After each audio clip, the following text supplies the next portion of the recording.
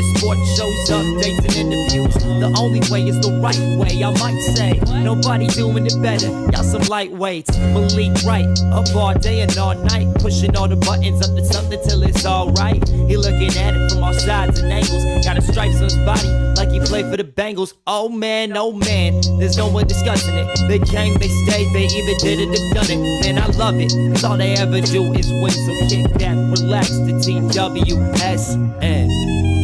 Shout out Young Swish.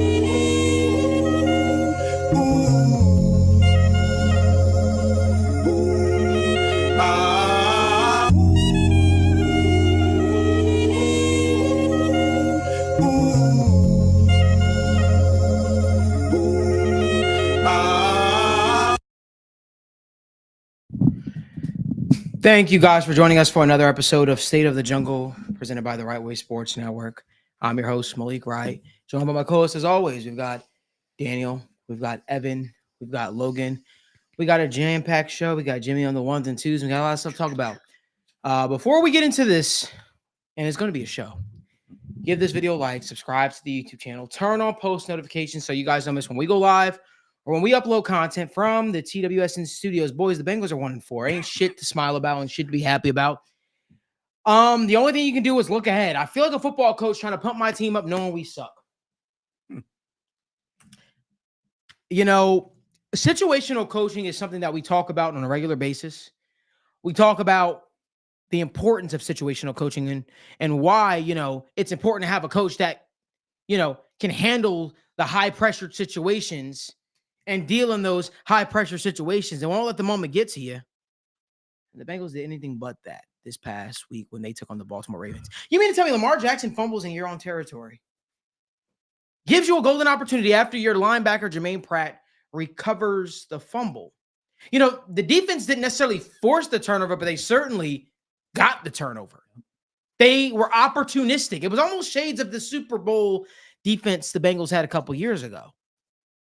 They were going to give up yards, but when you needed that timely turnover, they were going to make it happen. And they made it happen. And it seemed like everything was going the Bengals' way. Jermaine Pratt scoops up the fumble, runs it. Bengals get the ball back. You give Joe Burrow the ball back over time. Plus side, you're feeling pretty good about that. The optics say the Bengals probably win that game. Well, the Bengals did anything but that. The Bengals proceeded to go out there and run the ball. Oh, but Zach Taylor said it was supposed to be a pass. Joe checked out of it and did a great job checking out to it. I don't know. It's for me. It's interesting. They came out in heavy run personnel. I don't know. But they ran the ball, not only on the first down, but on the second down and on the third down. The one thing that the Ravens are really good at, stopping the run. You decide to do that. The most critical moment. I'm a biggest believer of establishing the run. But you take the ball out of your $275 million quarterback's hand in that moment, and you say, you know what? We're going to trust our backs. And then the excuse, and yes, I call it an excuse you gave after the game was, we trust our kicker. Anytime you're in field goal territory, you're always going to play for the field goal. That's the problem right there. Okay? Not putting your nuts on the table. Not believing in your guys.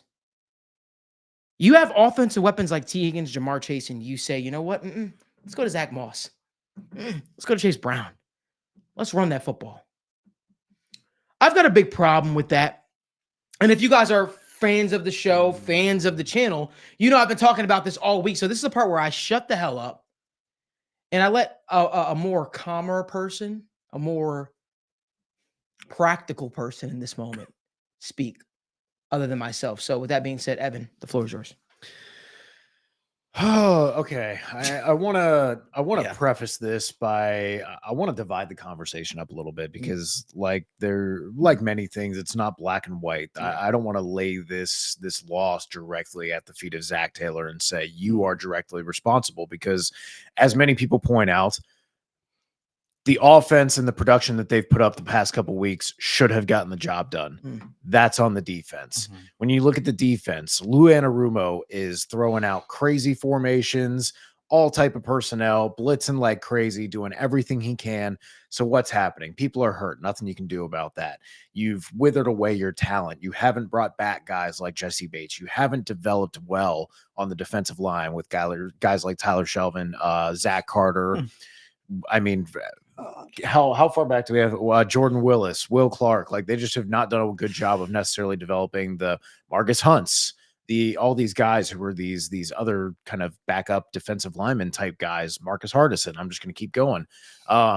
That goes back to the coaches who are working with them who fail to develop them, but it also goes to Duke Tobin in the front office for having a lot of influence in those picks.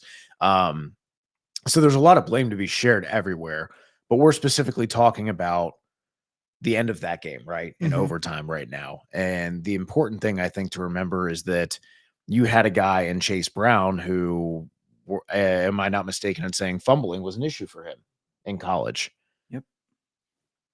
So I understand there's a bit of a fallacy in our mind sometimes about what feels safe, right? Because throwing the ball, we threw an interception, right? And we take sacks. The last couple times we've thrown the ball, bad things have happened. So bad things are going to happen again. We should run the ball. It's safe. And then we can kick the field goal. We feel good about it. The take the points mindset of field goals that we sometimes have, where we revert to, where we just say, it feels safe. It's not scary. It's not uncomfortable, right? Even though going for it on fourth down gives you a better chance to win, or going for it in a passing situation instead of just running the ball and saying, well, it feels safe. Well, there could be a fumble, especially when you're giving it to a second-year player who didn't get a lot of experience as a rookie and fumbled a fair amount in college, right? That's not as safe as it feels. You've got a rookie punter holding for this 50-plus yard kick. And on top of the fact that it is a 50-plus yard kick, and McPherson is very, very good, but he has missed a couple kicks that were uncharacteristic of him, especially extra points recently. So a 50-plus yarder is far from a gimme, but these are things that feel safe, right? And it comes back to this lack of aggression, because it comes through especially on fourth down. It comes through especially when they're up big on teams, right? How many times are they up 2 scores? 3 scores almost, and then the team finds their way to come back, and then in the fourth quarter you look up and it's a 1-score game and they're trying to play keep away, right? When I look at since 2021, okay, you've had a top 3 quarterback and a top 5 wide receiver since 2021. Hands down, as soon as Jamar got there, you had those weapons, right? And you had to compensate for your lack of offensive talent that you had, especially on the offensive line, and say, we need to be aggressive. We need to use our weapons, and we are going to build around the offense and get these guys with T. Higgins and Jamar Chase and Mike Gesicki so that we can live and die by our offense, right? But then I look at how often are you going for it on fourth down and go for it situations. So not you're up 30 and it's 4th and 5. Why aren't you going for it? No, only in situations where it is a clear, you gain 1.5%, 2% win probability on that instance. And the Bengals have the 4th most conservative go for it rate since 2021, when they have that top 3 quarterback and top 5 wide receiver. That's win probability of 10 to 100% in the game. If I just look at like when you need to win, when you have to go for it, when you need to be aggressive, when your win probability is 10% or 20% or less, the Bengals are dead last in go for it rate.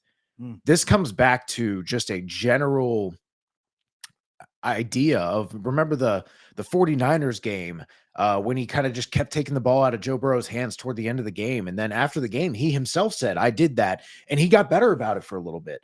But then he reverted back in these overtime games, in these 1-score games, in the Eagles game when they were having a punt off until they tied because no one wanted to win. You have to have that killer mentality, especially when you build on this offense. You cannot lack that aggressiveness. And I want to be clear, I'm not saying Zach Taylor needs to be fired over this. There are a lot of issues with this team. Right now, the offense is not one of them. The designs, I think anybody would say over the last couple of weeks, have been a lot better than week 1 when things were very static. The motion rate was low. The 12 personnel was not there. They found their identity. You have been a good manager. You've got good numbers overall, but your aggressiveness and your close rate has got to be a little better, right? To where you have to be more aggressive in these game situations. It can't be 4th and 5, and you've got the ball in your offense's hands, and you got Joe Burrow and Jamar Chase and all these guys, and you're scared, and you're going to punt the ball away against this defense that can't stop anybody and say, we're just going to believe that's the way we win this game. We're just going to get a stop, even though we can't stop anybody, instead of relying on the strength of your team, where you're spending all your money because you didn't spend it on Jesse Bates, right? So if you're going to spend all that money on the offense, if you're going to say the offense is going to carry us and we're going to be fine, then you got to start putting more faith in your offense. You got to start putting more faith in your players and your star quarterback and your star wide receiver. And I know, sure, okay, Joe might have checked out of that other one, but goddamn, dude, like Jamar Chase had 10 fucking catches for almost 200 yards. Like at some point, you got to figure out some sort of way. Like if they're biting that hard on the inside on the quick game, do a little whip route, do a little whip out, do a rollout. Do a low stakes rollout to where you don't have to worry about the sack, where you've got the moving pocket, where you can do a high-low concept where one guy runs at the sticks, one guy runs short, and then Joe Burrow can just throw it away or run it himself. Do something that just doesn't feel like such a white flag that you're like, God, we're just so happy to have a chance at a 55 almost yard field goal. Like, I'm just going to be happy with it. Oh, it's 4th and 5. Yeah, going for it is scary, so I'm just going to go for it. And it's like we have this mental block around 4th downs where we remember what's so scary, or in any situation you should be aggressive. We remember the scary parts, right? I put out that tweet with 3 seasons worth of data and people responded going, I think they are aggressive enough, because that one time in the Super Bowl, they went for it on 4th down on the first drive and they didn't get it. That's the problem, is because we're scared of these one instances that stick out in our head, even though when we look at it in the aggregate, in the whole, it is better to be going for it in the instances. You can't be so scared of the times it didn't work out that you're not even willing to try, especially when your team is built to do exactly that. I think for me, the most frustrating part about it all is I think everybody knows how frustrating the whole game was. Everybody knows what all the annoyances the defense has caused and all the decisions that Zach has made. But the single most frustrating part to me is 24 hours after the game, we come back to the podium and we double down on our decision. And you know what? Like you can, I don't hate a run, one of them, maybe even 2 of them, but to go back, watch the film, you see the off coverage on Jamar twice. You see how they're playing the receivers in these situations. I know obviously Joe checked out of the one you did call, but to go back with all the information you had, you had the T. Higgins was going crazy. Jamar Chase was going crazy. Everybody, the run game was terrible. You have all this information that was just you didn't have in the game. Maybe you have good enough to make that decision. But you have so much more information that just blatantly shows you not to run the football there. And you double down and you say, I think we did the right thing. I still trust my kicker. You can trust your kicker all the hell you want. You should always trust him. Nobody's mad at him for trusting Evan McPherson. Nobody's mad at him for trusting the running backs and the offensive line to pick up more yards. Everybody's mad at him because you have special talent and you're not trying to win the game with those players. There's no point to have one of the best quarterbacks in the NFL, one of the best receivers in the NFL, arguably the best wide receiver 2 in the NFL, and not going to them when things matter the most. That's just the most confusing aspect of it. It's not like we were going out there and we were struggling throwing the ball. It's not like, Jamar wasn't getting open all the time or T wasn't getting open all the time. They got whatever the hell they wanted for 4 quarters. Everything they wanted was there. They made one mistake the whole game. And yes, it was in the 4th quarter. Yes, it was a timely, drive. But I cannot deter you away from the fact that it was working. It has worked almost every time you've played Baltimore. Everything that you have going for you is through the air. That's been the same thing all year. Yes, the run game has been great, but let's go back to some of the run formations that have worked all year. We're not a team that lines up in heavy personnel, jumbo packages, extra offensive linemen, and runs the ball well. That's also not what you do. You can't come out in these huge, heavy formations. That limits everything you want to do so much. Yes, Joe has the freedom to call plays, but if he's out here with 2 extra, Cody Ford's on the line as a tackle, he's not going to check into a route when Cody Ford might be the guy that he's checking into a route for. And he's like, oh shit, I can't do that. So it's like, it limits what you can do so much. And I think the biggest thing that Zach has to work on, and so many coaches have to work on, that really separates themselves from the good as bad, is just your feel for the game. Zach has done so many things well. He's made so many improvements, like Evan said, the passing game and the offense in general has been getting so much more creative. But his feel for the game and his lack of it has always been such an issue. Like I just said, the passing game was working on all levels of the field, intermediate, the shorts, the deep balls. Everything was working the whole game. You know what wasn't working? Running the football. This has been our worst running performance all year long. So what piece of information is telling you to run the ball there? There's not a single one. There's not a single thing in that situation that tells you to only run the ball 3 times. There's no line of thinking to me that points to that. Especially when you have the skills, when you have the quarterback, when you have the game flow and the feel of the game is telling you to do one thing and you just completely go off script and do something different. I don't understand how you get to that conclusion. Again, it's not anything about Evan McPherson. It's not about Ron Rico not being a good holder. It's just the fact that you should always want to make the job easier for your team. You should always want to make Evan McPherson's job easier. You should want to make winning the game easier for your team. You should play to win the game. And I just don't feel like he did that.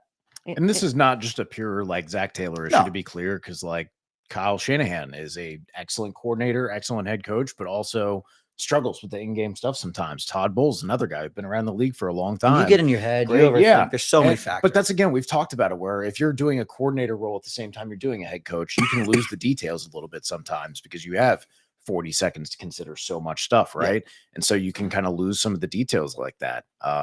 But yeah, I agree entirely, man, where it's when you go so heavy like that, you're just declaring exactly what you want. When so much of your bread and butter in your offense, if you're being taken seriously, is spreading things out, letting Joe Burrow read from the defense, declaring with how spread out you are, throw motion out there, and then say, hey, Joe, like, we'll give you 2 plays called.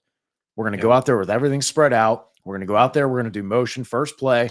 You have these 2 plays, check into whichever one you think is best based on that coverage. If that's a quick pass, because you've been killing them on the seam routes, the little short slants with Gesicki and Chase, you've been killing them on the perimeter with T. Higgins and his ball placement and his ability to go attack the ball in the air and high point it. Like, you have so many options there if you feel good about the matchup. But if not, okay, you spread it out and you hand it off to a lighter box of 5 or 6 guys, as opposed to loading everything up, because there's a bit of a counterintuitiveness to where, more guys, more blockers, better. It is if the numbers are there. Because one, you don't have the space for the running back, so you limit the amount of yards that you have to work with to begin with, especially for a guy who's a Chase Brown, who's a space eater, not really a gap runner, right? Between the tackles and physical guy. And then at the same time, too, when you have 9 blockers, you need 1 blown block to get a tackle for loss, to get a poor play. You need 1 bad block. And you're already talking about, you've got Jackson Kirkland and Cody Ford out there getting time right now. And it's like, you're declaring what you want against what was empirically one of the best, if not the best run defense in the NFL. And that was the big frustrating part about it. That really was. I think, to keep going off of that, all you had to do was really, like you said, the personnel and the stuff we came out and was just utterly stupid. If you want to, like, all they had to do to make everything leave little excuses is just come out 2 by 2, have Sample and Eric all in the slot, Jamar and T on the outsides, see what you got. Okay, nope, we're gonna bring it in. Now you got 2 good blocking tight ends. You can have a lighter box. You can bring one in motion with the split black with the Eric all motion taking off the edge, like we've done all year and run phenomenally well. You could have came out in that, let them adjust, but we didn't do that. And also a thing that, this is a little picky too, but I feel like as a coach and in Zach Taylor's situation, you have to have a play where you can get 5 yards no matter the situation. You have to have, I know we can run this play perfectly to a T, no matter what the hell the situation is. I know X play is going to get me 5 yards, no question about it. And it just feel like they were just like, oh shit, let's just run the ball. That's just, it's just like, oh shit, I don't know, let's just run the ball. I think you're right. And I think what I want to touch on in this is, I think it's very simple. I think you guys boiled it down.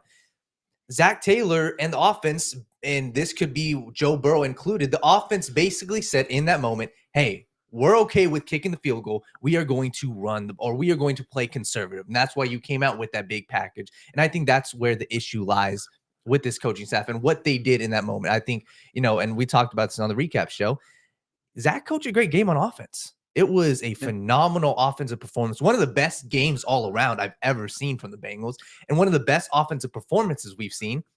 The issue was at the end of the game, what did you do? You went conservative.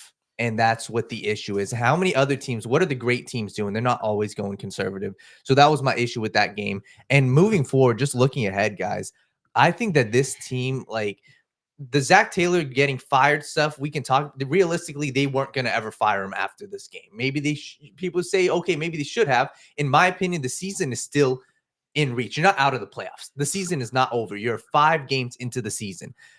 The issue lies in what I think Zach Taylor, do I have confidence in him proving himself with what I'm about to say? Not really, but the issue lies in the division. And how do you get punched in the mouth so many times in the division, right? All Bengals fans can attest to this. Oh, well, the Cleveland Browns play us tough. We expect every single year to lose one to them. Why is that the mentality? And that's where my frustration is, right? Like when I look at the schedule right now, it's okay. They should sweep the Steelers. They should sweep the Cleveland Browns. Are they going to? And that's the different question. That's where I'm saying, hey, I'm going to hold my judgment on firing Zach Taylor until I see, hey, if they go out and they, split with the Steelers, if they split with the Browns, if they don't go into Baltimore and somehow win that game, then I'm going to start saying, okay, nothing's ever going to change. And the same thing, especially when we look at this game, if they lose to the Giants, you're 1-5. At that point, I'm pretty much ready to write the season off. 1-5, that's absurd. And that's where when we discuss firing people, and obviously, Malik, you touched on this on the Monday show, people calling for Lou Anarumo's head. At this point in the season, what does firing Lou Anarumo do, in my opinion? I don't think that provides the huge change that people are looking for. Who do you bring in? Brian Flores is, Robert Saleh. Okay, what is he really gonna? What are you doing? You're probably going to take somebody from in-house. What is that going to change on your defense? Is that going to change how Cam Taylor-Britt was performing? Is that going to change how your defensive line was performing at the beginning of the season with the injuries? Probably not a whole lot. So people calling for Lou's job, people calling for Zach's job, I think that we got to wait and see. And that's where I think my biggest pinpoints are, hey, see how you do. Obviously, take it one game at a time, but I want to see how they do in the division. And I think if we're talking playoffs, right, if we're talking how do they save their season, you have to do well in the division. You have to go out and win a crazy game in Baltimore. And that's where this Bengals team, Zach Taylor, he has to show it, because if you go 3-3 in the division, you ain't making the playoffs at this point. So looking at the schedule, there's still hopes, but it's like, you got to go out and show me. And this Giants game, in my opinion, doesn't say a whole lot. It's, hey, if you win it, it pushes everything one more week. If you lose, on the other hand, then we're talking about locker room is going to be in shambles. And the last point I'll bring up is, like, think about, you put yourself in the player's shoes, right? Joe Burrow threw for 350 and 5 touchdowns. Jamar Chase, 10 catches, 190. T. Higgins had an absurd game. What are the players thinking? Right? What are the players thinking when they're looking at themselves in the mirror saying, hey, well, Joe Burrow, you can, criticize him at the beginning of the season. He did make some issues. He was getting slow to, with his recovery. Joe Burrow can look at himself and say, damn, I played almost a near perfect game. Sure, he's going to say, I can play better. I should play better. But at what point are you going to say, Jamar Chase, you're the best receiver in the league? 190? You guys see that deep ball, that touchdown? I went back and rewatched that. That was one of the best throws I've seen. Look at the Andre Yoshi. I think it was the Yoshi on the right side. Joe Burrow threw that ball as he's getting hit. And when you look, he throws the ball. Jamar Chase has to run 25 yards. So I just want to highlight that. Joe Burrow's playing like the best quarterback in the NFL. Let's not get it twisted. No. Patrick Mahomes, Josh Allen. No, Joe Burrow is playing like the best. Jamar Chase, that game was the best wide receiver, performance I've seen so far this year. And we've just got to see. But my biggest point is, hey, you got to win this game. I don't care how they win it. Win against the Giants and see how you do in the division. You have to go and punch other teams in the mouth in the division. Yeah. So the last thing I wanted to bring up, Daniel talked about, the locker room and everything. And I think a lot of people are kind of like, don't necessarily believe in the locker room potentially, like crumbling or just becoming awkward, whatever. But I want to say that, like, I think, I don't want to sound too negative about it, but I think it's much more realistic than people think. And for the sole reason, because of exactly what Daniel said, the offense is playing lights out right now. One side of the ball is the best in the league. One side of the ball is the worst in the league. Things get ugly real quick when you can say, you guys suck, like, get your shit together. And then they're going to be like, well, no, you suck. You did this, that. Like, it gets real ugly when there's a clear, it's not like everybody's struggling, and then it's like, okay, guys, we all need to get a little better. We all need to do this. We all need to do that. There's a clear issue on the football team. I'm just saying, people take, like, that stuff gets way more realistic to me when there's clear issues that are happening. And to add on to that, I don't even think it's just the size. And this is just me speculating. Look at a Jamar Chase, right? If I'm Jamar Chase and on that last drive, we didn't throw the ball once. Yeah. I'm going to look at the play caller, and maybe Joe says, hey, that was my bad. I'm still going to look at the play caller and say, what the F are we doing? I just had 190. I'm routing these dudes up all game long, and I don't even get a shot. Like, I'm cooking these dudes. And what are we doing? So that's where my frustration. I think it's definitely bad right now. But if they lose on Sunday Night Football to the Giants, Oh. I think that's prime time. These players carry a weight with them. I mean, think about it. You're going out prime time in front of the world. If you go out there and lose, especially to a Giants team, yes, they're playing a lot better than people give them credit for, but you're not playing the best team in the league, and the offense is playing like the best team. So all in all, I think our feelings right now, if they go out and lose this game of the Giants, we're going to have a totally different discussion. Then at that point, I'll totally entertain, hey, Zach could be gone now. Somebody could be gone now. I'm at the point now where I'm saying, okay, if they don't make the playoffs, maybe at the end of the season as it's getting really bad. But right now, if they lose to the Giants, then I'm like, yeah, let's have that talk. You know, we talked about it at length. We said, you know, the thing about talking about adding leaders, captains, people who've won at winning programs is the expectation is raised. You know, the days of settling for mediocrity are over. The day for you know, having moral victories fall by the wayside. You know, Jamar Chase, Joe Burrow, those guys, they see themselves on a competitive championship level. They view this as a championship level football team. And I still believe this team has a lot of stuff in front of them. I thought the point that Logan brought up was so important of, you know, you have two sides of the football. You have one side that's doing really, really good right now, and one side that's struggling. But I also want to talk about this at length. And also, if we're going to speak about it, we have to be honest with ourselves. And I think that the same care, focus that and the attention that's been given to the offense dating all the way back to the offseason from the front office, from Duke and his staff, has not been given to the defense. I think you've let key players walk out of the door. And now you're seeing what happens when, you know, you don't treat, when you favor, you know, I guess one side of the ball versus the other. The Bengals, whether we like it or not, you know, oftentimes people said this was an offensive football team. This is an offensive-minded football team. This is an offensive-driven team. And for me, it was very difficult for me to agree with that statement because I felt like we weren't putting the points up for the last couple of years to say that consistently. Because if you're an offensive-driven team, if you're like the Killer Bees, when the Killer Bees were so good, but their defense sucked, right? You're like, all right, well, if you're an offense, you expect us to put up points like the Killer Bees. You expect the offense to carry the way sometimes. Now, this is the first year where I can look at it and I can say, this offense really looks like it's coming into its own. But how many years did the defense save the offense's ass when the offense was stalling out? How many years did those key players, right, that we talked about, like Jesse Bates, who walked out of the door, how many of those guys made game-saving plays? How many times did BJ Hill make a game-saving sack or that turned into an interception against a guy like Patrick Mahomes in an AFC championship game? There were so many moments that kind of just fall by the wayside because we were so used to we never really had the most elite defense. And I saw somebody tweet at me yesterday talking about this. We never had the most elite defense, but we had defenses that had timely turnovers. And guess what, guys? I'm be honest with you. You look around the league, there aren't too many elite defenses around. There are offenses. there are defenses that, in my opinion, you know, they're predicated on turning the ball over. They're predicated on being able to, you know, stall you out in the red zone, if you will. But that doesn't mean you're necessarily an elite defense. You give up yards and stuff like that. I just think the days of expecting in an offensive-driven league where if you simply breathe on a wide receiver, it's difficult to have an elite defense. It's difficult to have a defense that can just shut offenses out consistently. I think your hope is you have a defense that can create timely turnovers. You want to know who I look at? I look at the New England Patriots with Matt Patricia. Those weren't elite defenses. Those were just defenses that created timely turnovers, and they were able to make it work for them. Even Steve Spagnuolo, there are years where Steve Spagnuolo's defense sucks, but guess what? They were good enough to create stops and stuff like that. And, you know, I think that's why you see so many teams going out there.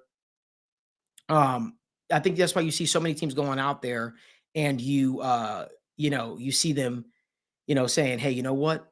We're going to go out there. We're going to try to make critical stops when we can make those critical stops. We're going to try to make these things work for us.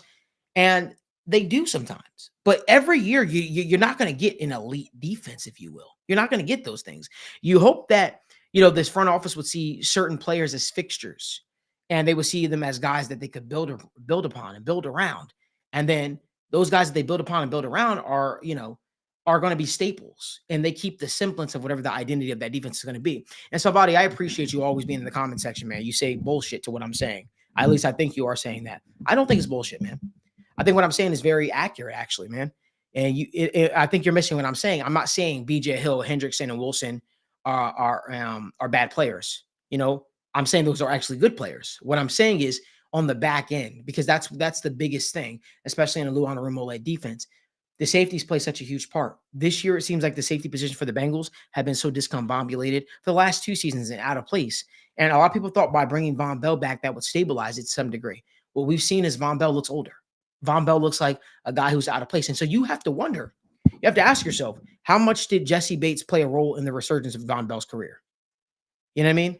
I think that when you look at the Bengals defense, though, you know, expecting us to immediately be like, oh, you know what, Lou doesn't have an elite defense, he should be gone. I saw a lot of people saying, let's bring in what's his face, Robert Saleh. Let's talk about that for a second. And Evan, I'm really curious to hear your thoughts on this, but let me talk about that for a second. Robert Saleh is not a guy that I rate as highly as everybody else does, because you have to realize Robert Saleh was the defensive coordinator of a team that was willing to spend a premium pick on an elite edge defender. Yeah, talk about an elite defense. You talk about an elite defense. You talk about the Jets. The Jets were willing. The Jets literally had elite players on the defense, sort of already in place, like C.J. Mosley, right? He's not that anymore, but he's still very, very good. You have an elite cornerback outside in Sauce Gardner. This is the team, this is the organization that was willing to say, hey, you know what? We are willing to invest in defense, right, to make it work for us. The Bengals are not doing that. The Bengals are much more like, hey, we're going to stand pat. We're going to let the draft fall to us. And if a player that we view highly is there, we can go out there. You know, I don't see it that way. The Bengals, if the Bengals want to put together an elite defense and get an elite player that can help change the face of their defense, they have to be aggressive. They have to be willing to go out there and spend. When they went out there and they got DJ Reader, they had to be aggressive. They had to outbid the Broncos. When they went out there and got Trey Hendrickson, they had to be aggressive. They had to outbid 2 other teams. They have to be willing to do that and stop looking for these bargain chip players. A very, very important person in that organization told me directly, hey, we're just trying to basically rebuild what we had in 2021 amongst the defensive line. That's a poor way of looking at it. That was a poor way of looking at it. And now we're shocked by the results that we get. You got 2 guys that their strengths are rushing the passer, not stopping the run. So you're surprised when you're getting gashed in the run. Shocker. You didn't put a huge emphasis on it. I'm not saying you can go out there and get a DJ Reader. There was nobody that was going to walk through the door, probably in free agency or trade, realistically, that was going to fill the shoes of the DJ Reader. But you knew what the issues were going into this season.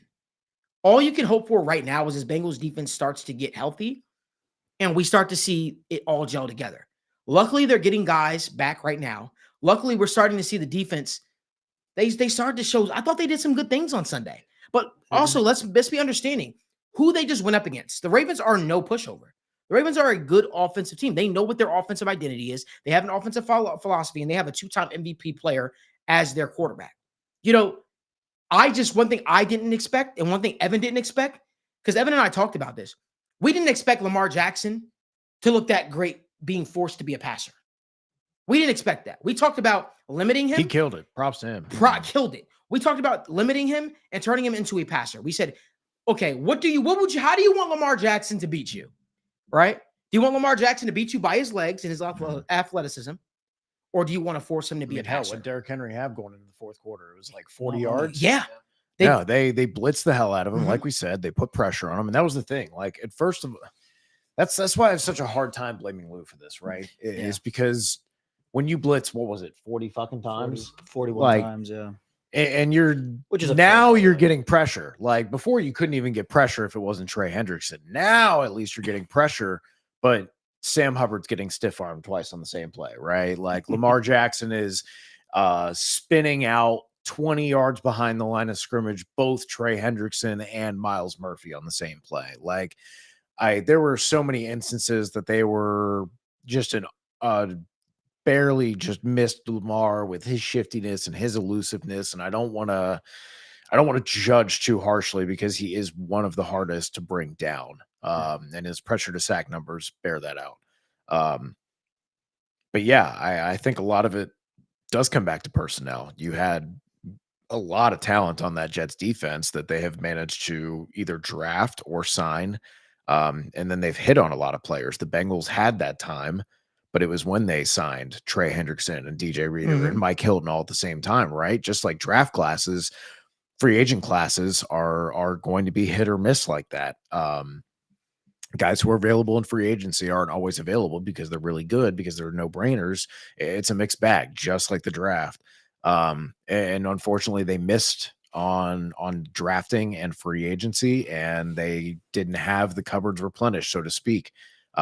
Whereas the Jets were Quinnen Williams ascended and became one of the best interior rushers, and they got Sauce Gardner, and then DJ Reed, their other corner, was playing was playing awesome, and then they got CJ Mosley, and then they had Bryce Huff, who was killing it on the edge there for a while before he went to the Jets. And now they have Hassan Reddick, and they're still working that out. But that's where they were willing to dedicate money, assets. Will McDonald in the first round. Yeah. Whether or not you agree with the player choice, that's just they've dedicated a lot of resource.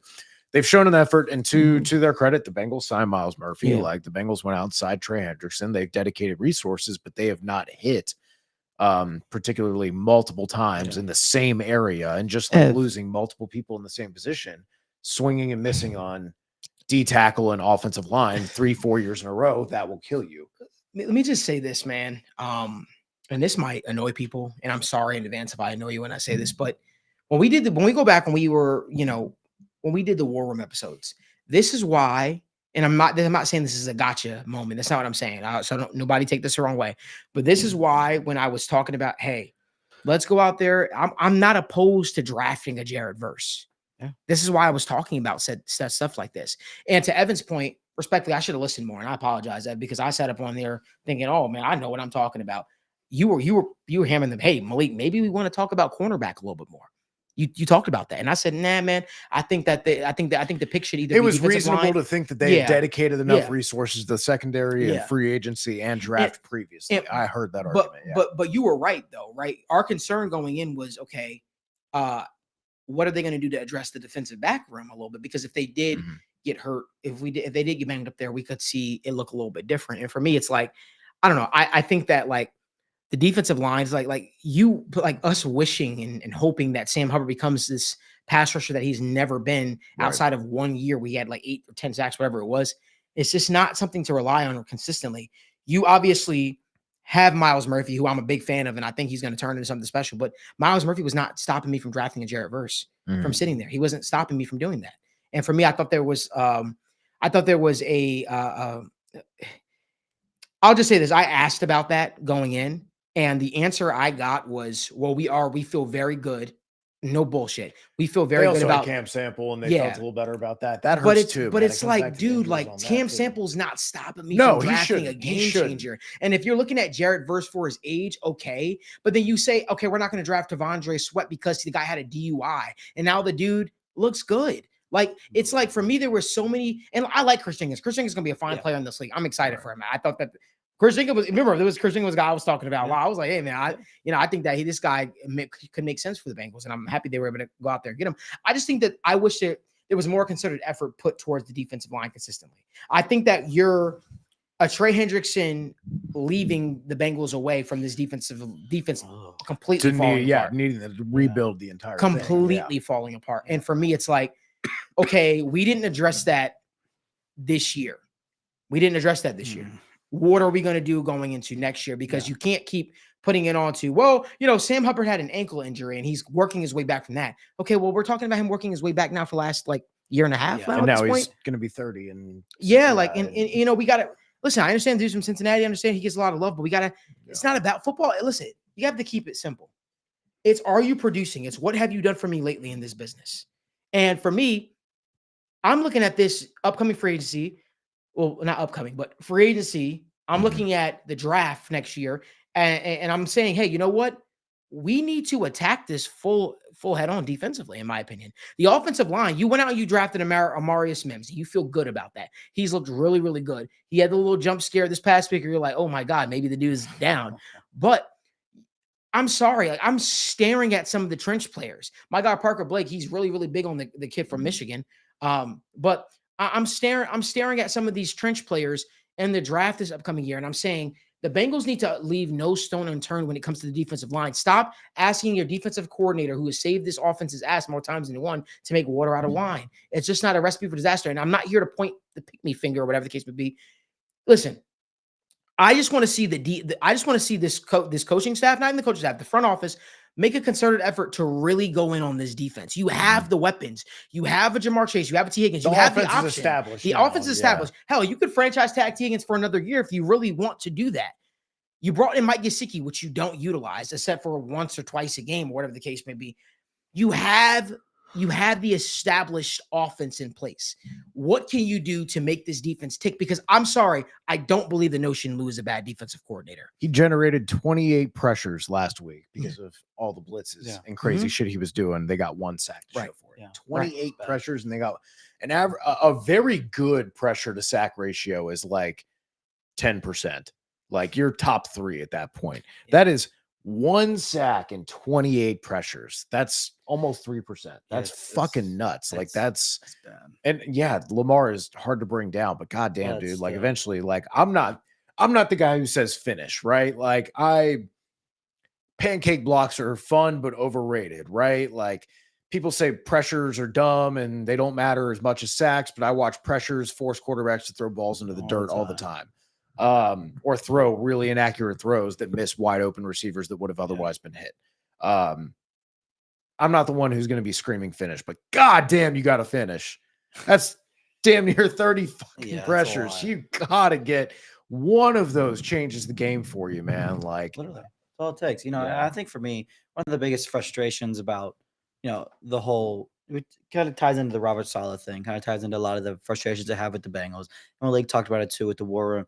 It's just the draft philosophy has got to be different sometimes, man. I mean, like Malik said, we can't be not drafting this player because we kind of like what we saw from our rookie that we barely played a little bit here and there. Right. Like you have to, like you can't just pass up on good players because you might have a solid player. You might have a decent player. You might have a guy that you like. If you have an opportunity to draft good to great players, you should do that no matter who the hell you have on your team. You want to know my philosophy real quick? I don't give a damn. Like if the Bengals, let's say the Bengals, let's play this game. If the Bengals were sitting at the draft again, right? This past year's draft, and you had, I don't know, a Malik Neighbors come to you, I'm drafting him. Yeah, you have to. You draft best player available.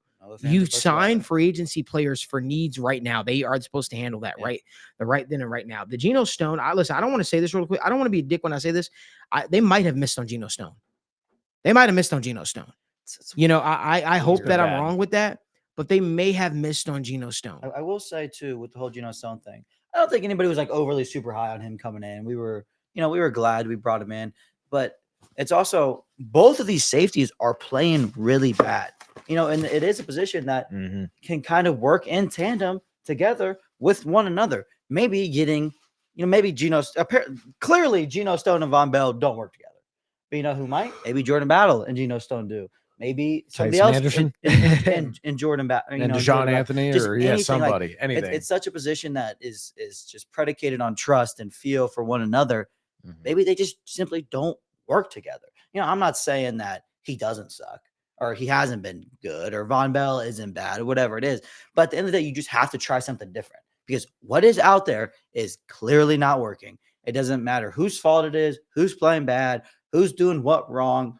Bottom line is it's bad. Something's got to be different because it can't get worse. Exactly. It empirically can't get worse. The Bengals defense is allowing 2.73 points per drive, which is the worst number for the franchise in weeks 1 to 5 since at least 2000. That's so bad. The offense is putting up the best points per drive numbers since in week 5, 1 through 5 since 2000. So they got half of it figured out. What a weird start to the year, man. Yeah. Yeah. I think we imagined it would be bad, but not this bad. And they really did.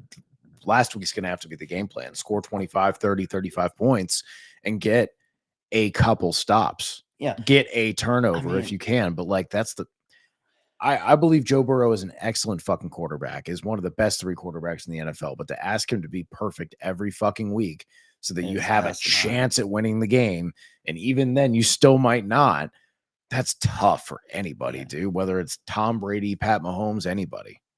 Yeah. I mean, the Bengals are currently picking second right now. It's very early. Yeah. And the only team who has a higher pick than them, we lost to. So like, Yeah. what a year so far, man. Yeah, I just think that when you look at it, you are what your record says you are, but it's like my shirt says, what you guys can get. I want to, I just want to say this. A lot of people have been asking for State of the Jungle merch and for us to do some special stuff for TWSN. Mainly my guy Benjamin Harrison, he's been in the comment section almost every week. Like, when are we getting some TWSN merch? We officially have TWSN merch. And it's I guess I'm nice. happy to announce that we have partnered with I want to make sure I have Albert Sporting Goods Store over in St. Mary's, Come on. local business, up there. And we partner with them and they'll be handling all of our merch. But the shirt says it's not how you start, but it's how you finish. And the knot has the 0-3 in there. So it's a little nod to our Bengals. Hopefully the Bengals can turn this thing around. So if you're looking to get this shirt, you can get it on Albert's Sporting Goods Store. We'll have a QR code at some point added here. We'll make sure we put the link in the description as well, but you can get all the TWSN merch. We've got so much cool stuff coming in the pipeline. And I also want to say shout out to Marissa, my birthday gift she got me. It finally came in the mail, and it's a pretty cool nod to TWSN. So you have TWSN, and it has 18, which is the year I launched TWSN, which was 2018 of February. So appreciate you, Marissa. Appreciate the new gear. We'll have to put this up in the studio somewhere. I think this is pretty sick, pretty badass. But yeah, nod to the team. Obviously, y'all know TWSN is everything to me. We appreciate the people that we have in place. We appreciate everything that we're doing. But again, if you're looking for TWSN gear, I'm not going to bog you down and annoy you with it each and every single week, or maybe I will. But if there's anything cool in there that you guys want, you guys feel free to go crazy with it. We appreciate your support. We appreciate y'all just tuning in each and every single week. Don't feel like you have to do anything or have to support the team in any way, shape, or form. Simply you guys tuning in each and every week and joining in on the discussion is simply enough for us. Boys, the Bengals take on the Giants this week. And I'll be in attendance at MetLife Stadium. I'll be in attendance at MetLife Stadium for this game. And we have a suite and all that good stuff. And I'll say this right now. The Giants are not a team that you can expect to walk over. You're getting a blessing in disguise with Cavante. I mean, what did I say? Cavante.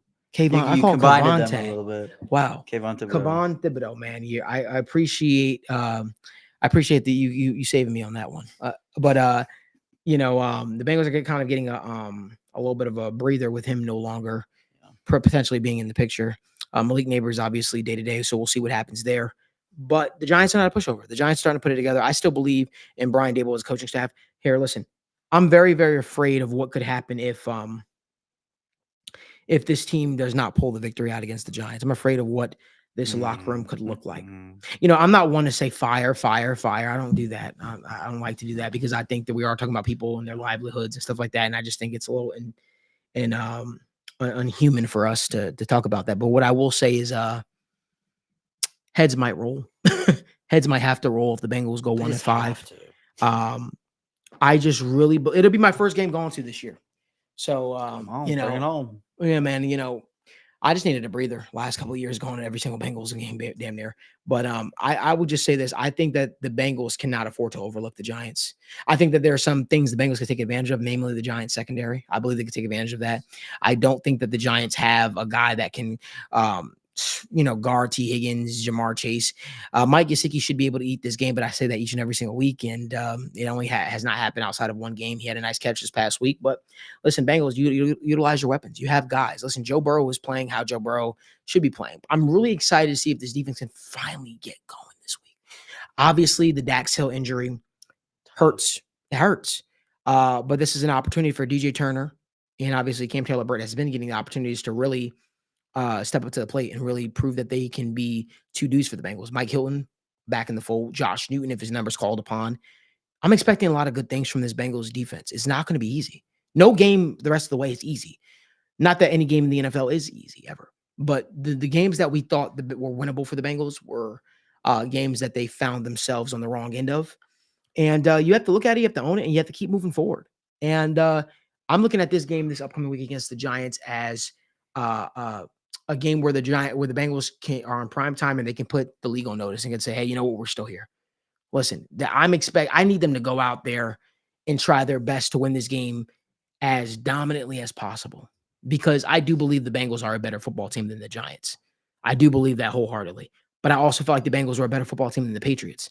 I also felt like the Bengals were a better football team than the Commanders. I also felt like the Bengals were a better football team than some other teams that they lost to. Everybody. But guess what? They didn't put it together and they bit themselves in the foot. But guess what? They're getting healthy now. The excuses are out the window. It's time to put it together. I'm not writing the Bengals off just yet. But what I will say is, Zach Taylor, the eyes of the world or of Cincinnati are on you, my friend. You need to coach your ass off this game. Lou Anarumo, the eyes of Cincinnati are on you, my friend. It is. The fact of the matter is, this is a city, this is a team that expects great things. We came in with championship aspirations, and now we're left with what? Hope. Just hope. Just clinging to hope. The only reason why a lot of Bengals fans are still clinging to hope is because mathematically we are not out of it just yet. But 1-4 is not an ideal place to be. Can't be much worse. We can trickle all the way back down to 2013, where the Bengals were able to knock off, or 2012 or 13. I forget what year it was exactly. The Bengals came in, I believe they were on a 4-game losing streak, and they took on the New York Football Giants in Paycor Stadium, well, Paul Brown at that time. And the Bengals were able to knock them off. And the Giants were coming off of a Super Bowl victory. And I remember that because I was a young kid growing up in New Jersey around a lot of Bengals fans. I mean, a lot of Giants fans. And I was the only Bengals fan in my school. And I remember being literally bullied almost by a lot of my friends. You're going to lose, the Giant Bengals suck. Who day, we day, all the same cliche shit people say all the time. Mm-hmm. And I remember in my literature class, I walked into that game after I walked into the class, Mr. Gannon's class, after the Bengals beat the Giants in dominating fashion. AJ Green opened the game with a huge touchdown. And I remember I walked in with a Giants hat, and I had milk or something in my hand. I took the Giants hat off, poured the milk in there, and threw it in the trash. And that was just such a great moment for me. And it's crazy because I'm going back home, and it's awesome, right, to be going back home for that game and all that good stuff. But the Bengals have the opportunity to do something really, really special. And special not in the sense of, hey, we moved to 2-4 because 2-4 is not special, but special in the sense of getting their season back on track. And I don't just mean by scraping by with a victory. I'm talking about going out there and making a statement. I have no doubt in my mind Ryan Rico literally practiced long snaps week after week after, all week, day after day, day after day. I'm sure that is what they did. And, I feel like we have a platform here to where we can promote positivity. I feel like we have an opportunity to promote the good stuff. I just want to say this before we continue about. I thought it was really fucking weird to go on Twitter and see a former player. Oh, I'm just being honest. Rip into a dude who plays a similar position as him, and this dude is a rookie. And I'm not going to even say names. I'm just going to say I just thought it was really, really weird. And I've talked to this individual. Me and him, we always have kind conversations back and forth in the DMs. I just think it's important to realize players are human too, and he should know that. That dude was probably ripping himself and beating himself up, being a young kid and making a bad mistake, obviously messing up the hold. Come on, bro. I understand you're upset. Obviously, you're not in the league. This team might have chose other players over you. It's all good, man. But we have to be more mindful of that. We have to just be a little bit more mindful of that. And so, I have no doubt in my mind Ryan Rico is going to make the necessary adjustments, and he's going to move forward. And I'm just expecting a lot of good things from this Bengals football team this week. But Daniel, you've been kind of quiet over there. I've been talking a lot. You're good. And I think just to touch on that, I think there was two sides of it. People said that it was a joke, and then others, at the end of the day, in my opinion, what are we doing here? It gives salty, it gives upset, it gives cringe. I personally wasn't a fan of it. I know some people are like, oh, just take the joke. They lost, it's their fault. So that was my thoughts on that. But all around, when I look at this game, it's actually a fascinating matchup, and I'm sure Logan and Evan are going to break it down right now. I think that there are a lot of interesting sides of it. I think the thing I want to point out first off, I believe Kayvon Thibodeau is questionable. He had surgery. I doubt he's. They said he's week to week. Yeah, I'd be week to week. So him and Malik Neighbors, the other one who had a concussion and didn't practice. So it remains to be seen how healthy they will be. But when I look at this, I want to shout out Shane Bowen, the defense coordinator for the Giants. We touched on this on one of the morning shows. He has done an absurd job with this Giants team. And you go look at even what Brian Burns has said, what Dexter Lawrence has said. They've constantly praised the coaching staff, how easy they've made the transition from, the Wink Martindale scheme to now what they're running now. This team, by all metrics, their defensive line ranks first in sacks, first in pressures, first in, game-breaking plays. This defensive line has been wreaking havoc. Where it gets a little bit easier is the secondary. And one of the things, first off, is they don't force a lot of turnovers. They have one interception all year, and that was from Sam Darnold. And that was the first game of the season. They're not forcing a lot of interception. And I think there is a lot of room to be had with the dink and dunk stuffs. That's what I've seen. Jerome Ford had a lot, a couple big time screens when they played the Browns. Even last week, Kenneth Walker had a couple big plays. And then go look at the quarterbacks. And I'm curious to see Joe Burrow, because a lot of times the Giants do play a lot of man-to-man coverage. I think Burrow's going to have a lot of rushing lanes available. And that's something that wasn't necessarily available because the Ravens scheme. I think there's going to be a chance that we could see some Burrow scrambles this game. And I think that is going to be one of the X factors, because a lot of times they are going to pay serious attention to a Jamar Chase, to a T. Higgins. So I think it's going to be a lot of the other guys. It's going to be, Chase Brown in the screen game. So all around, I think that it's a good matchup for the Bengals. They have the offensive line to compete with this defensive line. That's something else that we didn't touch on a lot, but this offensive line has been playing out of their minds. They've been playing very good. And, the Bengals aren't really used to that. So right now, you're up against one of the better defensive lines. You've got a great offensive line right now. Your offense is humming on all cylinders. And the X factor really is going to be a Daniel Jones. He has been playing very good, and it's going to be his dual threat ability. Just because he's not Jaden Daniels or Lamar Jackson, he has been He's been very good, and they've been running a lot of design rushes for Daniel Jones as well. So, I just want to say something quick. Yeah. Because I got ridiculed for this. I put out a tweet a while ago, and I said, Daniel Jones is a very, very poor man's Josh Allen. I said that I want to say a year ago. People were like, what are you talking about? It makes no sense. And then he proceeded to go on to have, it was about 2 years ago, he proceeded to have a great year that year. I think he had limited his turnovers and all that kind of stuff like that.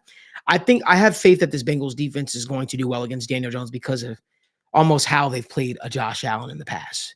And I think a lot of the things that Brian Dable tries to do with Daniel Jones is things that Josh Allen has literally made his career off of.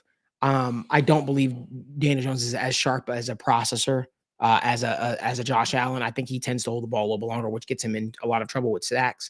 He does have the running ability, but sometimes he doesn't realize that hey, Daniel, you have an opportunity to run right here. So I think they're going to be able to do some things. I'm going to tell you right now, I believe Trey Hendrickson is going to make life very hellacious for for Daniel Jones. And I'm willing to go out on a limb and say this as well too.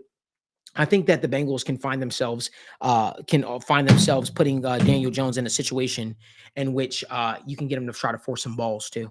And I think if you're watching Giants football when Malik Neighbors out there, they make no qualms about it. They try to force the ball to him. They try to get the ball to him consistently.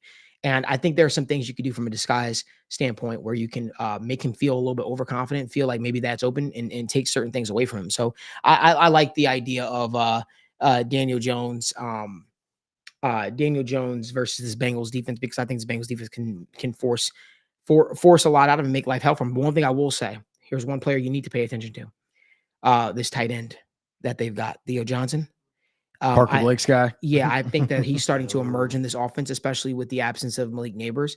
And I think that him and Daniel Jones are going to try to start to develop that rapport with each other. That being said, we saw our guy out there this past week. I don't know if you peeped it a couple times. Old Tyrone. Yeah. No, not who? Tyrone? Who? No, I'm talking about our guy, Jordan Battle. Jordan Battle was out there covering tight ends a couple of times. I don't want to talk about it. Yeah, I don't want to talk about it either. But here's what I will say: that was a tough ask, right, to go out there and cover Mark Andrews and some of your first real live in-game snaps this season. Theo Johnson, maybe Jordan Battle, maybe he finds himself covering a Theo Johnson this week. And if that's the case, I don't know. Maybe Jordan Battle is able to make life a little hellacious for the Giants. But I like this. I like this Bengals defense matchup. And I think Lou, what a homecoming would that be for Lou? Being a Staten Island guy, the team that, he wanted to be the Giants head coach really, really bad. They interviewed him and all that kind of stuff. But you make a name off of that. that would be pretty cool for him, right? So go out there, hoping to see that defense perform. Daniel, continue. My apologies. No, you're good. And the final thing I just want to add, I think, is the receivers have been playing well. But Yeah. I think that this is a better matchup for the Bengals when it comes to a guy, one of my favorites, Wandale Robinson. I Mhm. think this is a better matchup. I'm not quite sure, what's the, what necessarily is going to be the rollout for the Bengals starting cornerbacks this week because all the injuries. But if Dax Hill was healthy, Mike Hilton, I think is a much better matchup than when you had Devon Witherspoon and Reek Woolen on the other side for the Seattle Seahawks. So that's who they played last week. And Wandale absolutely killed them last week. So another guy also, Darius Slayton people think of him, he's just a fine wide receiver. He had an excellent game, amazing hands last week. And those are going to be the guys, especially if Malik Neighbors doesn't play. It's going to be, hey, those guys. And even the screen game looked good. Eric Gray had an exceptional game at the beginning of last week. And the rushing game, Tyrone Tracy showed some serious flashes in the running game. So the Giants offense has been humming. They look good. The way you beat them is you get out with the lead. And that's what the Vikings did week 1. And the Giants defense over the past 4 weeks has not given up more than 20 points. I think that changes. And I think that's the Bengals' serious path to victory is, hey, you have to start out fast against this Giants team because I really don't think that they're going to, if you get up 1 to 2 scores on the Giants team, I think you're in a much more confident spot than other teams were. Yeah, this Giants offense in general, I don't want to say it's good by any means, but I think it's overperformed a lot this year. But just at the end of the day, their offense is just full of athletes. You know what I mean? Like Darius Slayton, he might not be great, but he's fast. Malik Neighbors, we all know how good he is. Wandale Robinson, super shifty. Tyrone Tracy, Eric Gray, Devin Singletary, even Daniel Jones. These are all plus athletes. So regardless of how they are at football, they might be faster than us. They might be able to make us miss a little more than we're going to be able to handle. Like they've done a good job of kind of buying into that athletic identity. And it sucks, but at the end of the day, last year too, Devin Singletary, 30 carries, 150 yards on us last year. Mhm. And I tell you what, this run defense ain't gotten better since then. So that's definitely a worry too. And I know he hasn't been great since coming to the Giants, but Brian Burns and Dexter Lawrence, there's probably not a better defensive line duo in the league than them two, especially once Brian Burns gets it going. But like Daniel just said, Dexter Lawrence just might be the best defense player in football. And he was that way last year. He's absolutely unbelievable. And I hope most of you Bengals fans are familiar with him. But if not, you're going to be seeing a lot. He's unbelievable. He really is. Think about that Chris Jones style for the Chiefs. If it's a name to give a name that you guys are more familiar with, he's just like that. Disruptors. He's everywhere. It's Christian Wilkins. He does everything. He's just awesome. He's just super good at football, and he's going to be a handful. Simple as that. Yeah. Yeah. The pass rushing nose tackle. Oh, Devastating. I- Must be nice. Oh, I know, right? Dexter Lawrence is a dog. But what I want to do now is I want to let's do Bengal bets. Let's do some of our best bets for the Bengals game. This is obviously a segment where Daniel and I really like to stretch our muscles a little bit and show what we got from a betting standpoint. Daniel, what are some of your favorite bets for this upcoming game against the New York Football Giants? No, for sure. I think the issue with this for people who are looking to go bet right now, there's not a lot of lines up, so I think it is important. My best thing is just look at the matchups. And the first thing I have to touch on, I'm sorry, this is something that's cashed before. Joe Burrow's interception prop, the under is even money. And when I look at this, the dude, obviously last week, I look at the fourth quarter, he's been playing exceptional football, 2 interceptions all year. And like I said, the Giants have had 1 interception all season long. That's not their strength. That's not their strength. That's not their strong suit. I look at Joe Burrow under interceptions at even money. That's something. It is a sweat because you're saying, oh, damn, all it takes is 1 pass. Yeah, but I think that the Bengals, the way their offense has been humming, I don't think that Joe Burrow, he's been playing exceptional football. I'll bet on him to have the under.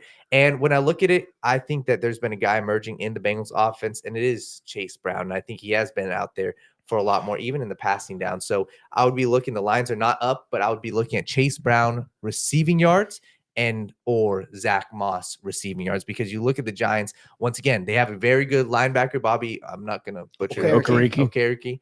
And Okereke? They all might have just said it. I think Okereke is the way it's pronounced. I'm going to look up they say it on the announcer as Okereke. Okereke? Yeah, I'm not even going to try it. He is a phenomenal linebacker. He is a turnover machine, but outside of that, I think the way the Bengals can beat them is play outside the numbers and quick screen games. I'd be looking at, Jamar Chase receptions, but I'm really going to pile it in on say, hey, figure out which running back it's going to be. It's going to be one of Zach Moss or Chase Brown, but I love their receptions. And then even another one, to be honest, something that has been cashing, give me Joe Burrow over completions. It's a style of offense that, the Bengals aren't going to be running the ball 30 times a game unless if they're up by 20 points. And right now, I just look at his prime time. I think this is going to be a 1-2 score game.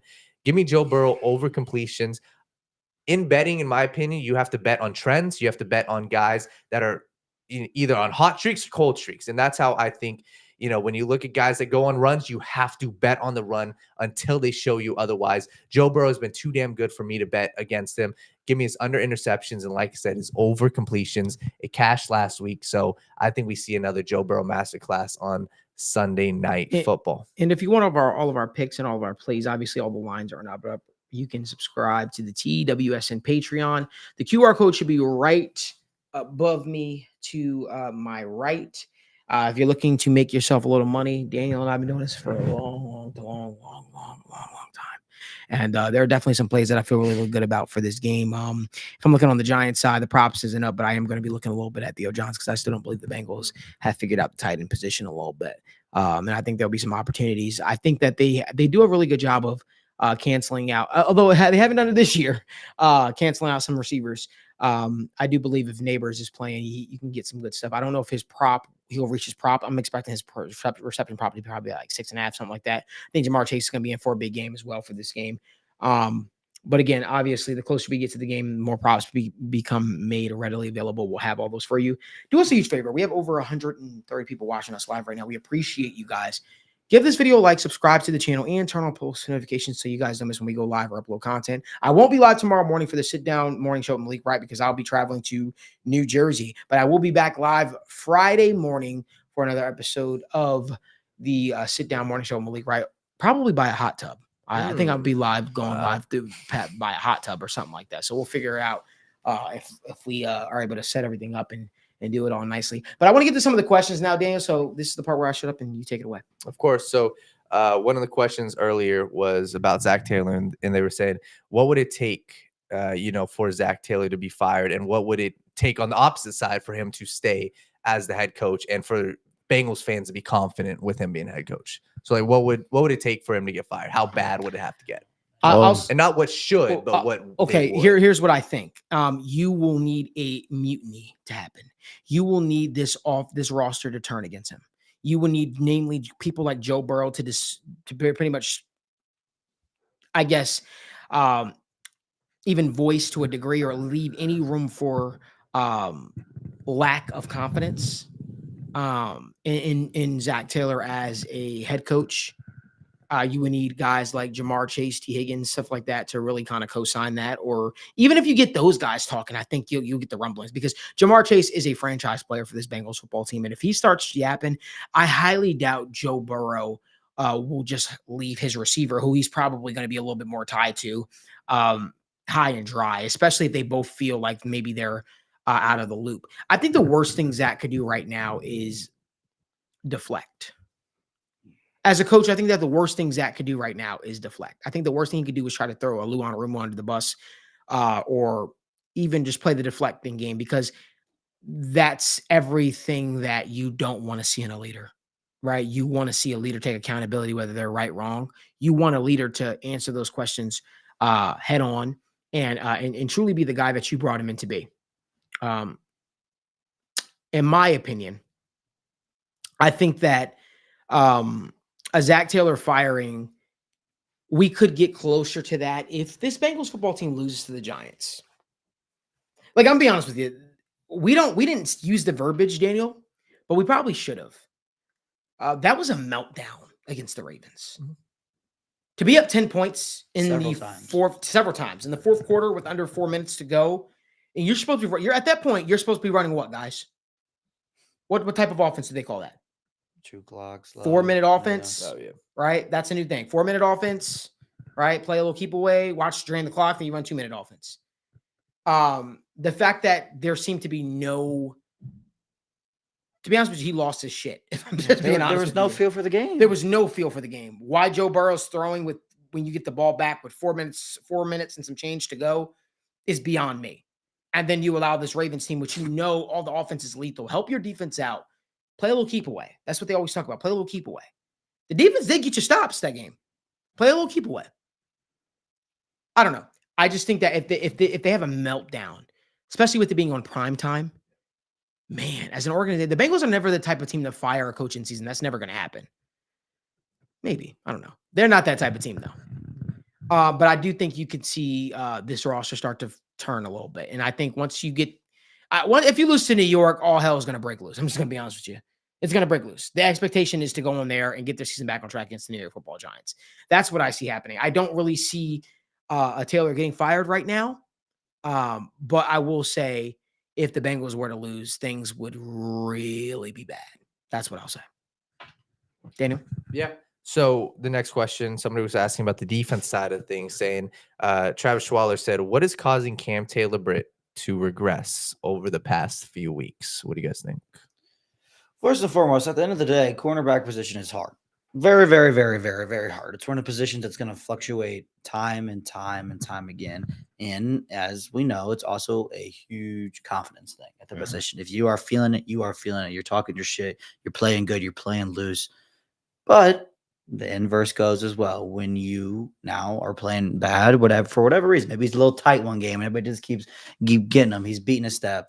You know, whatever it is, you get in your head about it. You start overthinking. And when you start overthinking, when you start getting your head about things are just going to continue to go wrong. We've seen Cam Taylor-Britt play at a phenomenal level. He's just not all of a sudden a terrible corner. As we always say, we're probably going to regress in the mean. He's going to be an average corner for a long time in the NFL. But that doesn't mean right now he's not playing like one of the worst corners in the NFL. Right. He's just, there's too much going on. He's overthinking. The defense is trying to play too perfect. They're trying to make plays. You know, they're trying to overcompensate for so many other things. It's just so many little things are starting to stack and stack and stack and stack. And it just became too much. Yeah. So we got another question. Somebody was asking about what is the biggest X factor in the game for the Bengals versus Giants? What would you guys say on both sides? And I would say a player. Defense has to. But you say a player? A specific player or whatever. No, I'm not saying a lot of player. I think the defensive tackle group needs to show up. I think they need to get pressure in the middle, help Trey Hendrickson out a little bit, and hopefully able to get some more juice from guys like Myles Murphy, who seem to be, getting rounded back into form. Obviously, I saw some good stuff from Myles Murphy this past week. I think the Bengals defensive line has a lot of good football ahead of them. Has Sheldon Rankins returned to practice yet? Yeah, he practiced today. Okay, well that's positive. I don't know about to what degree, but he was there. I mean that's practice happened basically. You're saying? Yeah. I don't know if he was full. Pads were put on today. Yeah, got it. We got a question from Akila the Great. He said, "Why do we put up with T and Chase unsigned when they let Cheeto, Bates, and Reader walk? Who else are they gonna pay?" I don't know if Cheeto was respectfully. I don't know if that was like a damn. They let he's Cheeto already walk. back on IR. It sucks for him. We loved him. He was great here, but I let's not lump him in there yet. Yeah. Jonathan Clark was making the statement.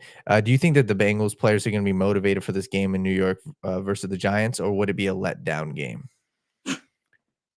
I don't think you can go out there at this point. Your pride's on the line. Like you got beat by the Commanders when they came to town in your own place and beat you on national TV with a rookie. And look, he played lights out. I don't want to take anything away from him, but at this point, it's a point of pride where, if you lose to Daniel Jones and the Giants on primetime football, that's a tough one to come back from. That's like you say, going to lose a lot of faith in the locker room. And I don't think the higher ups up top are really going to necessarily feel anything. Maybe a Stafford gets let go or something like that, but I don't see any sweeping changes. Also want to say shout out to my guy, Dr. Jones, Ben Jones in there, longtime friend. Used to play zombies with him back in the day. Cool to see you're doing all right. How you doing, Ben? Thanks for tuning in. Appreciate you. Shout out. I love Also met a guy over the weekend. I was at where was it? 16-bit. Is that what it's called? The arcade bar down in OTR. Had a nice conversation with a gentleman named Brad who said he loved our show and tuned in. So we Brad, appreciate it was nice that. talking to you. Thank you. Good meeting you. Shout out. We Brad. love meeting people, man. Oh yeah, for sure. I was at a cat shelter the other day, and some dude was just looking at me. He's like, "Malik, I watch your show each and every single week. I'm a huge fan of yours." He was like, "I can't believe we met." And I think we took a picture together or something like that. And, Yeah, so it's nice meeting people. It is. And listen, I'll be back in New Jersey this week. If you see me out there, if you see me in my hood, come say hi. Come say what's up. I'm excited to be back in Jersey. I'm excited to be back in in the state that has helped shape me. It's gonna be good. Good. Hopefully the Bengals are able to leave New Jersey with a victory, and we're all smiling, and we're talking up on the show on Monday all the positives about the Bengals. God, that'd be nice for a change. Yeah, that'd be nice. Let's get to 2 more questions before we get out of here. Our guy Dada D, he said, do you guys feel this is about DJ Ivy, or tell us how you guys feel about DJ Ivy returning? Is that a plus, or is that just kind of whatever for the defense? I feel like it's a 7th round corner coming back off an ACL injury who's just now gotten cleared for doing physical contact stuff. Like, I'll take it. I mean, hey, I'm saying Josh Newton, get your bootstraps ready, man. Jalen Davis, get ready to be active more. Man. Like, I don't know what to tell you. It's about to happen. Like, that's all you can do. And we got one more from Dranzer Gigs. He said, hypothetically, if we lose to the Giants and fire Zach Taylor, who would be your pick to replace a Zach Taylor? Interim wise, or Ben Johnson. There we go. Done. But that's one thing that it's hard not to put too much hypotheticals out there. But if we fired Zach Taylor, you can probably hire whoever the hell you want. Oh, but somebody would run at this roster. You know what I'm saying? Like anybody who has ever thought about coaching football. Can I guess who you're gonna say? Who? Joe Brady? I don't know how I feel about that. Maybe. I mean, because if you want to go on that same mode, you have to go with an offensive guy. But can I just say something real quick? I don't believe in a lot of good offensive coordinators under this Bengal tutelage, but I didn't want to do this show without shouting someone out real quick. I don't believe in a lot of offensive coordinators who don't call plays, but I think there is something to the Bengals offense putting up 30 points for the last 3 weeks and Dan Pitcher now being in place. I think everything that we've heard about Dan Pitcher through the grapevine the last couple of years is true. I'm sorry, I'll say this. I think that this Dan Pitcher offense has looked better than any Brian Callahan Bengals offense I've seen consistently. It does look that way.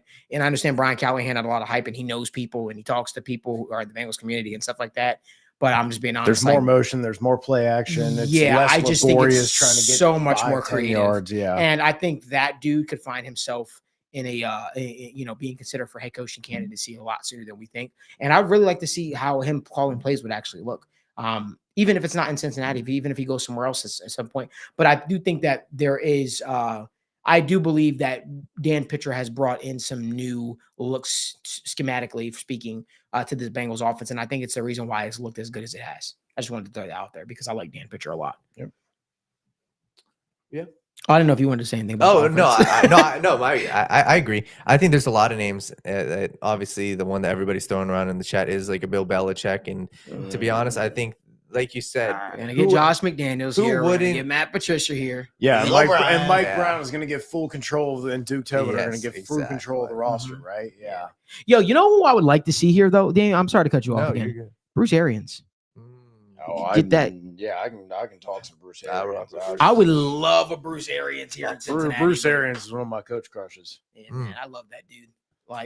Is he just Dan, what about you? Who's a coach crush for you, Daniel? Who's a guy that you would love if it wasn't Zach? Right? I mean, well, Evan, I think the Joe Brady thing just makes so much sense. And I think it makes so much sense with the Joe Burrow connection. And that's where you have to look. It's either one or two ways, right? If you were to fire Zach Taylor, what is the other person bringing in, right? Am I going to get somebody that's going to connect with my quarterback, or am I going to get a legacy guy like Bill Belichick? If it's not like one of those two things, I like a Bruce Arians. I like either somebody who's already done it or a guy like Joe Brady. I need proof of concept. Yes. Joe Brady has at least worked with Josh Allen and Joe Burrow in that capacity, right? Like Ben Johnson, I've seen you make Jared Goff look like a top 15 quarterback in multiple years. You got it, dude. Like, yeah, with only Amon-Ra St. Brown for a couple years, yeah, we can make it work. Like, I can get on board with that. Bruce Arians, yeah, I've seen you make it work in Arizona,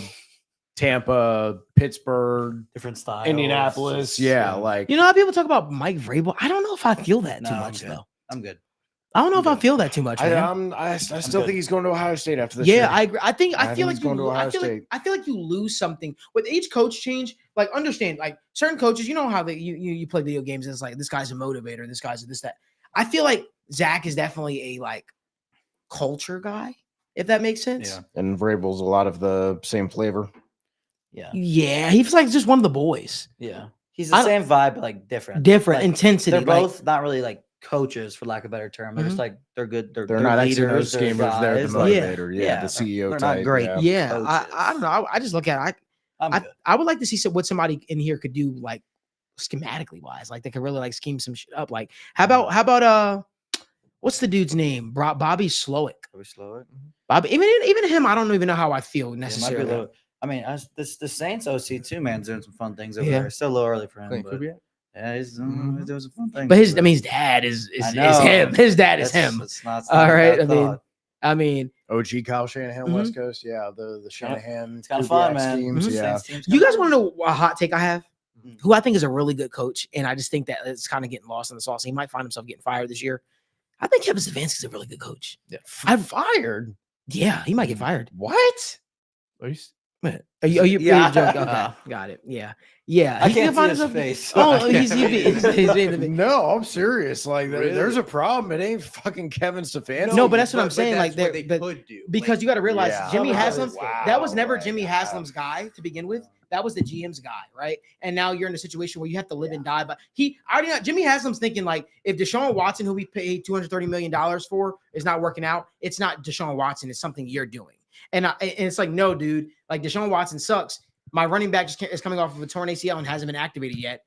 Like, what do you want me to He do? now officially has the 2 worst seasons of any Browns quarterback on that Browns jersey. The big long one Mhm. with all the Yeah. the last 25 years He of starters. is so He bad. officially has He the is 2 worst so seasons. Yeah, he's bad. It's like mind-boggling how bad he is. Yeah. To be honest, Crazy. like it's yeah. bad. I listen. I think Kevin. I think Kevin Stefanski is a good coach, and I think he's going to wind up getting fired. He might just be like, fire me. I can't deal with this shit anymore. Oh no, probably because Really like that's how might. like Jimmy has him. And I don't know this is a Bengals show, but Jimmy has him really tries to run the Browns like he's like they're the Dallas Cowboys almost. And I know him and Jerry are very good friends and stuff like that. But it's like, dude, like you guys, you inherited a team of losing, respectfully, Yeah. and like you have to do a lot of stuff to reshape the culture there. And it's like going through coaches, and just because you don't get your way isn't always going to work. So, I don't know, just my thoughts. Anything else, Dan? Mm-mm. All right. Well, listen, we want to thank you guys so much for tuning into another episode of State of the Jungle presented by the Right Way Sports Network. I'm your host again, Malik Wright. Joined by my co-host as always. We appreciate y'all for tuning in and spending your Wednesdays with us and making us a part of your weekly, Wednesday routine, if you will. I'll be back again live on Friday to look ahead to NFL Week 6. Wow, Week 6 already. Wow. It's crazy. We appreciate y'all for tuning in. We hope to see you. I'll be going live at some point after the game. Don't know what time we get back to Princeton. We'll see. But we appreciate y'all. Hope to see you guys back on the channel. Make sure you guys give this video a like, subscribe to the channel, and turn on post notifications. Until next time, as always, who dat?